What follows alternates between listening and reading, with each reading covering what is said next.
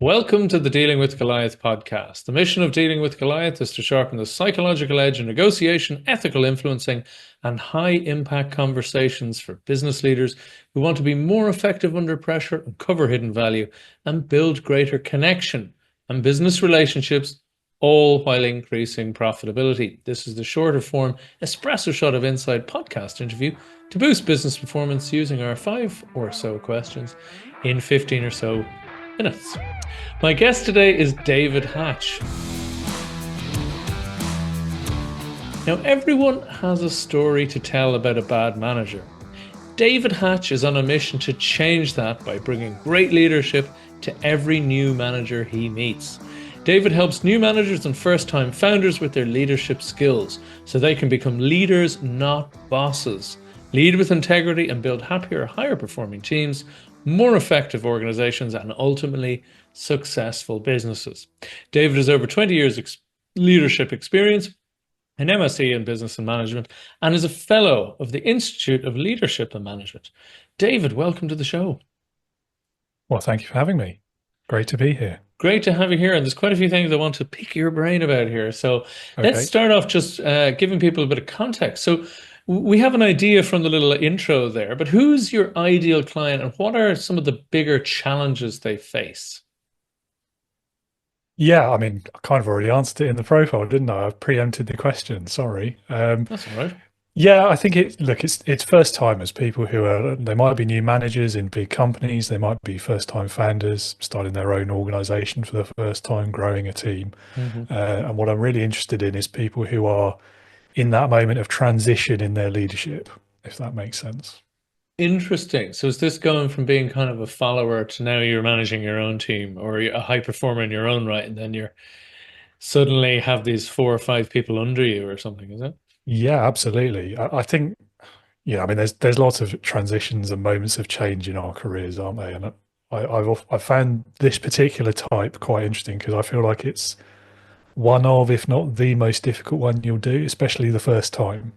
And you're Okay. right. I mean, it's that going from doing the work to leading the work. That point there is, yeah, it's a real challenge. That's a great clarifier. So what are some of the biggest challenges people face when they're moving, as you say, from doing to leading the work? I mean, there's a lot. Some of them, I guess, I mean, the most common ones, it's that changing relationship with the people around you, especially if you're doing it within the same organization, if you've been like promoted from within. So Right. you've got that added complexity then of people that have been your colleagues and teammates for however long, and suddenly you're leading them, you're making decisions about their work, you're expected to inspire and motivate them as well, but you're used to just being like one of the people, and Right. it's a difficulty. That is a challenge, all right. So what are the common mistakes people make when they're trying to solve that? What do they tend to go to first that doesn't work out so great for them? Yeah, I mean, I don't know if mistake is the word I would Hmm. use. I think, I mean, there certainly are some things people do that are probably unhelpful, like micromanagement is the classic one at this point as Right. well, because again, when you're so used to doing it yourself, like the temptation is to either just do it yourself still anyway, in which case, like, what's the point of being in the leadership role? Or you're like micromanaging to the nth degree and you're standing over people's shoulder and you're like tutting at them or saying, well, that's not the way I would do it, or you're insisting on them following your way of doing it instead of finding their own way and things like Okay. that. um, but I think veering away from the mistake word a little bit, I Hmm. don't know if there's one single option here either necessarily, but broadly speaking, I see kind of 6 areas where new managers, first time leaders will struggle. Right. I prefer to call them leadership challenges, if you will. Very So positive. Yeah. yeah, like they're things to overcome. They're not, be all and end all. But so it's things like knowledge gaps, low confidence, imposter syndrome is quite common. Loneliness, dealing with uncertainty is big given recent years, and obviously the one I've mentioned already about those relationships and interactions at work. Absolutely. Some really interesting ones there that you mentioned because as you said, loneliness is a key thing that a lot of people don't think about. Because it's not really talked about, is it? That, as you said, you were one of the gang, one of the group. one of the Yeah. team, and then all of a sudden you're meant to lead them. I was thinking earlier when you were saying, and you're rightly, were some of the challenges they have. One which you mentioned was micromanaging and trying to control too much. But it also occurred to me that it's one of those things that can be the two extremes, that other people are like, oh, I'll just leave them to their own devices. They're great because I used to work with them. But they're actually not feeling supported and led. They're feeling somewhat directionless. So it can go either way, right? Yeah. Absolutely. Absolutely. And yeah, I think for me, one of the best ways out of that is to have the conversation early on and find out like how do people best work. Because some Yeah. people prefer to just be left to their own devices, and as long as they deliver, everything's fine. Yeah. Whereas other people will maybe expect that level of micromanagement. That's just what they're comfortable with and used to. And I think if that's the case, I mean, maybe humor them to start with, but kind of wean them off it, if you like. It's not the right language, is it? But you know No, what I but I mean. understand. I understand. And what were the thoughts on the loneliness part? Because as I said, it's something that often goes under the surface. Yeah, although interestingly, I'm hearing it talked about a bit more recently. I mean, look, there's that cliche, isn't there, about it being lonely at the top? And I think, like a lot of these sayings, they exist for a reason. Mm. Um, and it is true. I mean, I mean, not just in that sense of like all of your mates and your friends that you've been working with suddenly are treating you differently because you've been promoted and they haven't. But even if you're not promoted from within, so you're going into a new organization and being a leader for the first time, I mean, that can be quite lonely as well. And Right. depending on the organization you're in and the culture and how it works as well, it can be like almost intentionally isolating because they want leaders to be apart from everyone else. So yeah, it's one of those things where, yes, it's a thing, but it doesn't have to be. Right. We can maybe talk about that in a subsequent question if you like. Absolutely. Because the next question is, what's one valuable free action that the audience could implement that will help them with some of these issues? Exactly, yeah. And that is tough to answer when I've listed so many of them. I kind of made a rod Right. for my own back there, didn't I? But yeah, I think, I mean, let's pick loneliness. We'll come back to Right. that definitely. But I think the first thing is that leadership is a journey, isn't it? It's, the first step on that journey has to be, if you want to be a great leader, at least, you want to be good at it and efficient at it and all these other nice words. Self-awareness has to be the first thing, like knowing who you are, your values, the way you work, and what you want to be as a leader. And if you can define that relatively early on and use that as kind of your touchstone, your jumping off point in everything you do as a leader, your daily interactions, your decisions, things you say to other people, the way you behave at work, even that has to give you a great foundation for anything else. So if we come back to the loneliness, I guess, as I say, I'm hearing it quite a lot, and we've talked about the cliche already, so I won't go back to that. But one thing I found really helpful that I really, really wish in hindsight I'd done much earlier in my career Right. is networking. Ah, So if you're a business owner, I mean, you're probably doing it anyway from a more of a sales mindset, but actually it can be quite useful for building up a network of like a support network, people who are going through similar things as you, who are business owners, who are first time leaders, and having that sort of shoulder to lean on, if you like, maybe not cry on, depending on the situation, but it's someone to talk through those challenges with, isn't it? Who can empathize, but in that sort of slightly detached, low stakes way where you don't feel like you're being too vulnerable to the people you work with. exactly. Um, and if you're a manager or an employee, then do a bit of internal networking, perhaps. Start Absolutely. meeting, building Absolutely. relationships with people who aren't in your team, but they're still in your company, maybe. It's Um, something I think we talked about when we had our first conversations is exactly that. yeah, That when I was running my first business as an art dealer, you know, I went to lots of networking. I don't think I hardly made any sales through it. They were through completely different channels. But I had a complete brain trust of advisors who've gone through all sorts of different experiences before me and could offer insights and advice. And yeah, as you said, you just didn't feel as isolated or alone with some of the challenges that you're trying to face. Yeah, absolutely, Absolutely. absolutely. So Yeah. it's a great, a simple suggestion. And as you said, it's a perspective change because a lot of people are doing this stuff anyway, but more so solely for the explicit business outcome.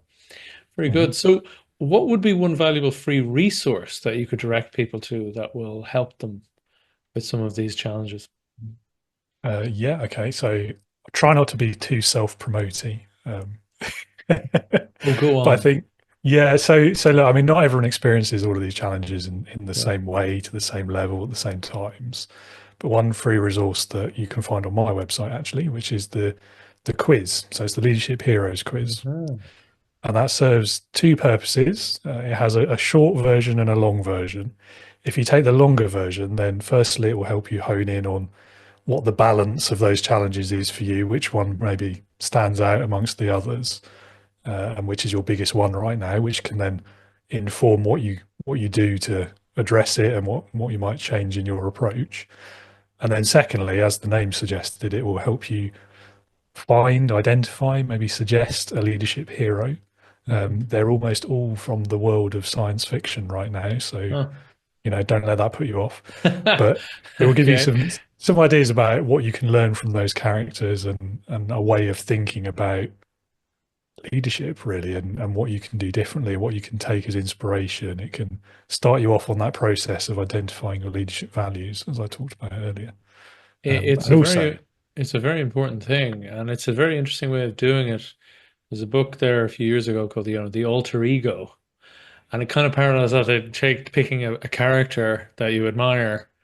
That your version is an actual character because it's easier to imagine because you remember them from a that's what I show or a thought. movie or Yeah. something. But it is that kind of what would they do? What would that person do? And it just gives you this other series of potential options or ways to see it. Yeah, definitely. And also, like, what can I learn from their leadership? So I've tried to pick ones that have some aspect of a leadership role in their series Okay, or video game or whichever. Um, anyway, yeah, excellent. it's a bit of fun as well. Yeah, you can't take that stuff too seriously. Yeah, but Absolutely. very useful, as you said. These things can creep under the surface. They can give serious value when it seems to be a little bit light. I hope so. Um, Yeah. Absolutely, absolutely. And just on that, like let's just explore some of your own. I mean, you mentioned was values. I also mentioned when we talked earlier about principles. It's the same thing. It's Mhm. something that so many executive coaches do first with executives or business owners or leaders is a values exercise to actually just clarify that. And I was looking on your rep's website, we were talking about this, about your four stated principles or values. And I Mhm. thought they were kind of uh, indicative of what you're all about, which you'd imagine values should be. Well, that So was the goal. Yeah. that was the goal. So it would be interesting just to talk through them for a minute. And Okay. Yeah, how, sure. so the people before profits, what do you mean by that? I mean, I hope it's self-explanatory. Hmm. I think it's partly about the approach to leadership that I'm trying to put out into the world. And it's partly kind of a symptom of my own experiences of leaders I've worked for over the years. Hmm. But I think the core message behind it really is that yes, we're in businesses. Yes, profit has to be on the radar. But actually, where things so often go off the rails in terms of leadership and culture and just dealing with people in these kinds of organizations is when you put that profit motive before all else. Exactly. And actually, if you put the people first, most times, 99 times out of 100, they will recognize that, appreciate that. They'll be more productive, they'll be more innovative, they'll produce better results. And lo and behold, the profit will come anyway. I can't agree more. It's one of Yeah, those things you said that they'll go the extra mile and help each other exactly. out, help you out when they don't have to, when it's solely a profit thing, then Yeah, it's that they're a means to an end, and people can absolutely. notice that, they feel that. Yeah. Yeah. The But next one's leading by example, the integrity and authenticity. That's a great one. But tell me more about the collaboration. How do you mean collaboration? How do you envision that? so again, I mean, it's a symptom of my experiences, I suppose, and it's kind of linked to the people before profit aspect as well, because we have this sort of traditional understanding of leadership, especially in business and workplaces, about this kind of top-down authoritarian micromanagement is a theme as well, Mm. and this sort of understanding that it just doesn't fit the modern workplace, in my opinion, anyway. So I think the leaders that truly excel, especially in this world where technology is so prevalent and it's at the forefront of most jobs and careers now, when knowledge is so accessible, you can't rely on the leader knowing everything more than anyone else. Therefore, if they don't know everything and more than everyone else, they're not necessarily best placed to just make these decisions and hand down directives anymore. So what is the answer? Well, to me, it's more collaborative approaches to leadership. It's more about a give and take, a conversation, a consultation, any of these C words that you like, really. For me, I think you hit on a brilliant point because I think a lot of people, when they get into leadership roles and they don't really know what they're doing, feeling a little insecure, they tend to go to the classic model of trying to control, trying to dictate. Whereas in actual fact, that stepping back a bit more direction and collaboration. And I think we talked about this in our earlier chat, where, people forget that there's a fabulous YouTube video about this recently where it was talking about the grossly overweighted competition in understanding of our evolutionary strength compared to collaboration. Of course, competition plays a role, but that's grossly sort of mythologized compared to the actual role. It's far more collaboration was our strength as an early human species, how we survived and thrived, how we wiped out the Neanderthal, how we overcame that obstacle. They were more stronger and had bigger brains, but it was through our collaboration, and that's how we could teach each other and learn, and that's how we could thrive. So it makes sense that that should be coming back finally in the modern world. Yeah, I mean, if you think about it logically, in terms of the survival of the species, like Mm. if it had always been about the individual first and competition over collaboration, we wouldn't have survived, would we? There would have been Absolutely one not. one being maybe did survive and everyone else died, and then That's the eventually that's the end extreme of the example. species, isn't it? Like, Yeah, yeah, taking it to the extreme, but exactly, exactly. it's yeah, it's a funny one. And talking about funny, you mentioned the last one, which is might be a little bit of surprise to a lot of people, is enjoyment. Because I couldn't agree more. Like, if work at the end of it isn't either massively fulfilling, it needs to be a lot of fun. And if it's neither, then you're in for a world of hurt. Yeah, I mean, I kind of think it needs to be both now, doesn't it? But yeah, I think I came at this one really from two angles. One is as you've just described, like the work itself, the day to day, it's got to be fun, it's got to be fulfilling. And then from the leadership side of it as well, like I'm sure everyone has worked for that kind of manager, that kind of boss who just takes themselves and everything around them and everything work related just hyper seriously, and there's no room for laughter, and you've got to tuck your shirt in and tug your forelock and everything every time you see them. That sort of nonsense, and it is nonsense in my opinion. Um, and there's just no room for that fun, that sense of humour, that silliness even. That's And they are it's all about. such depressing places to work, aren't They they? really are. Yeah, they usually have terrible staff turnover rates and things Yeah. like that. And it's not that again that there aren't times where everything has to be fun every day. It's not what we're saying, No, obviously, but there of needs course to not. be an element of the human, an element of Yeah. enjoyment, as you say. Yeah, absolutely. And then the Um, final aspect of it, of course, yeah. is I mean, there's a few studies around now that link happiness to productivity Mm. outcomes and financial performance, even in one I saw last year. So, Again, it's going that extra yard, that extra yeah. mile when you don't have to. That creates that extra value that we keep talking about. So, what would be your number one insight or principle on how to negotiate, build rapport, connection with your team as a leader? Yeah, I mean, this sounds obvious again, but I mean, it's an answer in three steps, I guess. And Hmm. those are curiosity, listening, and then follow through. Hmm. I've learned this about leadership and about building rapport and trust and respect with the people you're leading. And I think it applies in any context. I mean, negotiations is another key example, I guess. But what it comes down to for me, I think, is that people want to feel like they're being seen, that they're being heard, and that their leader is interested in their opinions, perspectives, expertise. And so, how do you achieve that? Well, for me, it's you ask genuine questions that you're honestly curious to know the answers to. Mm. You actually properly listen when they give you those answers. And then, whatever the answer is, you follow through on it. So, I mean, the classic context, I guess, in a workplace, in a leadership environment, is a feedback meeting or somebody raising a problem with you. So you ask questions to get to the root of what that problem is. You actually listen when they give you the answer. You maybe take notes, but you show that you're listening and understanding what they're saying. And then the crucial third bit that too many of us forget is you actually do something with that information.